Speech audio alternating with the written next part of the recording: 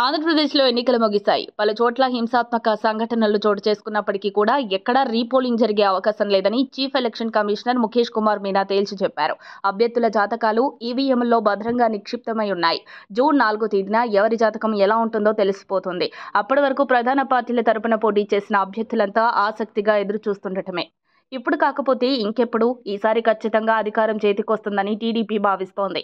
పెరిగిన పోలింగ్ శాతం మాకు కలిసి వస్తుందని, 2019 ఎన్నికల కన్నా 2% ఎక్కువగా పెరిగిందని, ఈ పెరిగిన ఓటు శాతం ప్రభుత్వ వ్యతిరేక ఓటు అని టీడీపీ పార్టీ భావిస్తోంది.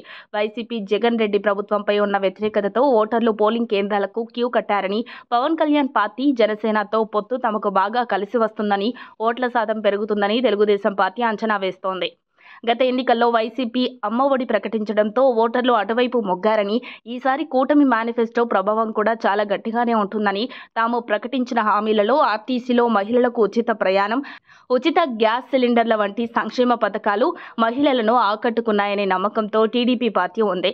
వైసీపీకి మించిన పథకాలను సూపర్ 6 రూపంలో ప్రకటించడంతో గ్రామీణ ప్రాంత ఓటర్లు కూడా కూటమి వైపే మొగ్గు చూపారని తెలుగుదేశం పార్టీ చెబుతోంది.